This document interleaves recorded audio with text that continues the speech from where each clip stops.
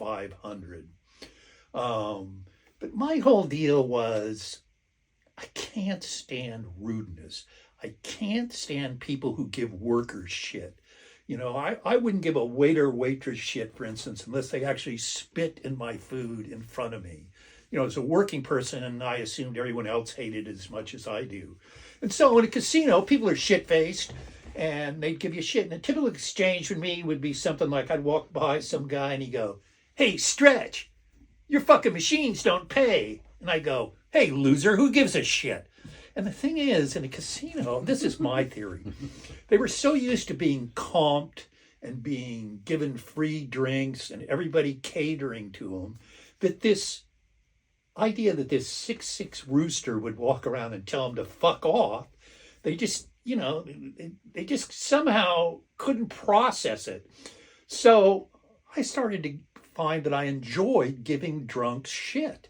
This was a dark side of me that I hadn't seen. And of course, I was indifferent to the consequences because though it was my all-time favorite job, that didn't mean I liked doing it. I couldn't wait to get out of there. So finally, this goes on for months. Finally, one shift, the head supervisor and two others come up and they corner me. And they go, "Park, this woman just came up to us and told her that she said you told her she was a total moron and a shitty loser." And I thought, finally, it restored my faith in humanity. I was already thinking about where I was going to go next. And I said, "Well, was she blonde or brunette?" I've been telling women that all night.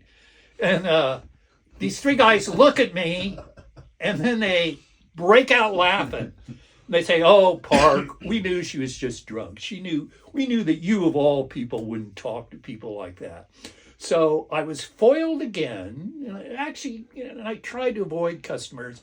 And the worst thing that I ever saw happen in a casino, and when people told me about this, I insisted that it was total bullshit, is they told me on New Year's Eve, when it was so packed, that particularly the women who were in there all the time playing the slot machines, they would not wear panties. Because if you left your machine to go take a leak, you'd never get it back.